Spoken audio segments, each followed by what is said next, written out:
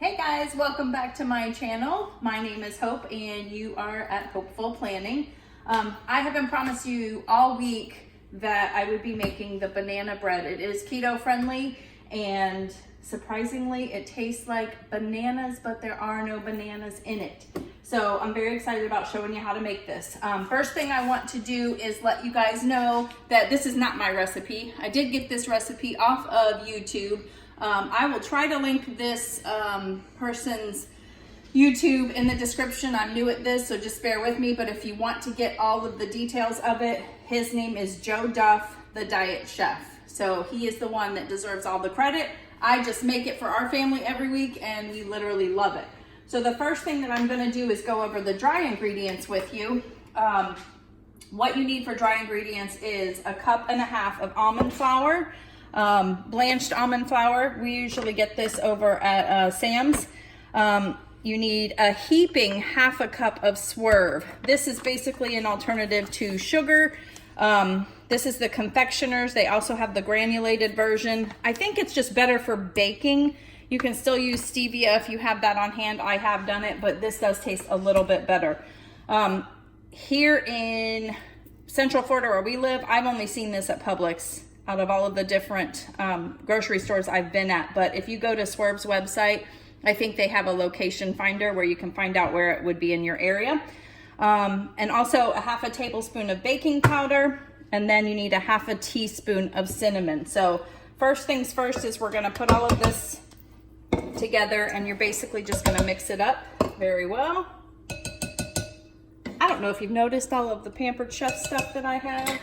I actually did used to sell this stuff, so that's why I've got it all, but shout out to Pampered Chef.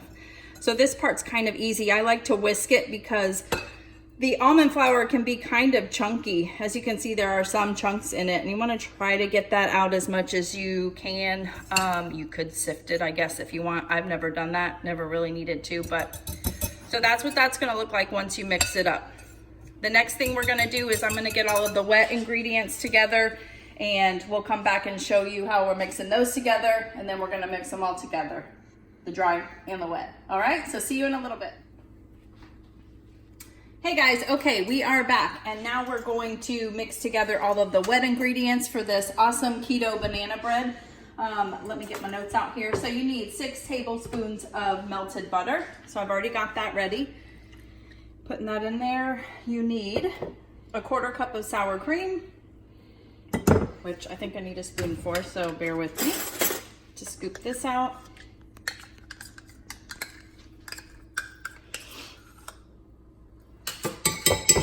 We need 1/3 cup of almond milk, so it's the unsweetened almond milk. No preference. And then we've got half a tablespoon of banana extract, which this is where we're obviously getting our butter flavor, is the banana extract. So put that in. You need a teaspoon of vanilla extract, which we've got here. We also need 3 eggs, which are right here.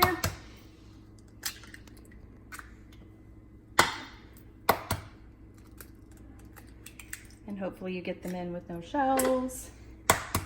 And I think another key ingredient to this is this maple syrup that we're gonna put in. Now, this is not the exact maple syrup that he calls for in the recipe.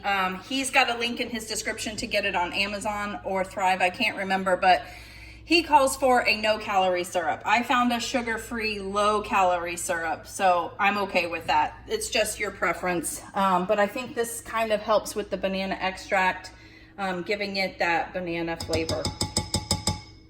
So you put that in, and then we're going to basically mix this up the same way we did the dry ingredients, just like you're baking anything. I am actually not a baker, but I will do this because you need your sweet stuff. So mix it up as well as you can.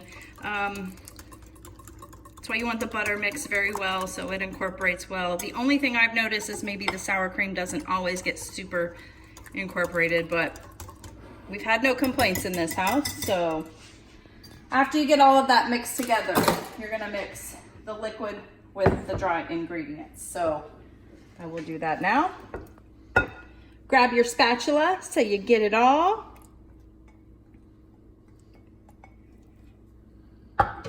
And at this point, now you're just gonna stir it until it becomes a normal batter, bread batter. I believe in his recipe, he also says that you can put some nuts on top of it while it is, I think before, I haven't done this before, so you'd have to refer to him, but I think after it's cooked or right before you put it in the oven, you put some chopped walnuts on top. I have not done that yet. Andy's not a big walnut fan. Okay, so you can see it's all mixed up. It looks like banana batter as well. I think so, and it really smells like banana batter. So the next thing that you've got to do is prep your oven, 350 degrees. So we're gonna preheat the oven. Here's the other kind of tricky part. You're gonna get a piece of parchment paper. Those of us who are on keto know that we use parchment paper probably for almost everything. I think it just helps with stuff not sticking. But in this case, for some reason, we have to use the parchment paper and we have to spray with cooking spray. So make sure you get all of the sides and the bottom, because I have done it where last week I did it with the fumes with no parchment paper. I was out and the stores didn't have it. So I said, well, I'll just at least spray it with the cooking spray. And yes, it did work, but it still, there were parts of it that stuck. So it wasn't like a beautiful, pretty, long loaf of bread, which I'm a perfectionist, so Amy didn't care. I'll taste the same. But then you're gonna pour this into here. And I'll be honest, this comes out, you know, you've got all these folds here, and after it bakes, those folds are kind of cooked into the batter. It doesn't matter. I mean, it kind of does. It annoys me a little bit, but if you want some good banana bread.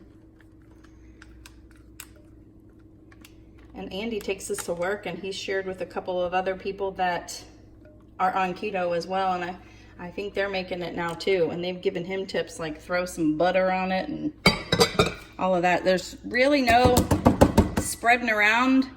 It kind of does what it needs to do, but it is ready to go. So once my oven is preheated, I'm gonna stick it in there for 45 to 50 minutes.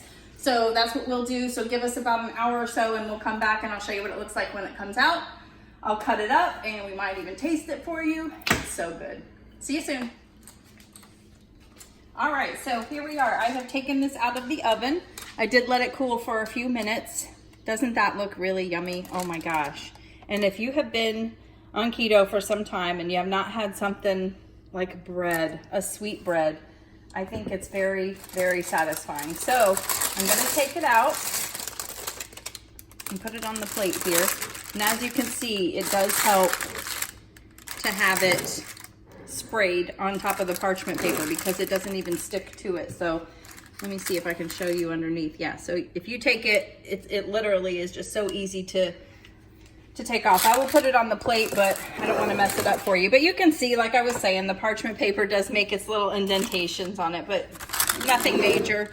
But here we go. I'm going to take a little bite of it myself, put some butter on it. I will say that Joe Duff, the diet chef, who is the YouTuber I got this from, he recommends to let this cool overnight and not taste it until the morning. And he even says, I know this is gonna be so hard, but trust me, it'll be worth it. I've never waited until the next day. I think bread is best when it is warm out of the oven. So, and I tasted it the next day as well, and I personally prefer it when it's warm. So that's just my personal preference, but we'll cut this, and this will be like our morning snack if we're going to eat something in the morning. But yeah, look, it looks like regular bread. Now it's pretty moist because there is the sour cream in it and you've got the butter in it and the eggs and all, but come on now. It's really, look, I'm putting some butter on it just to give it a little extra. Oh my gosh. So it is delicate. All right, so I'm gonna taste it and I know it's gonna be good.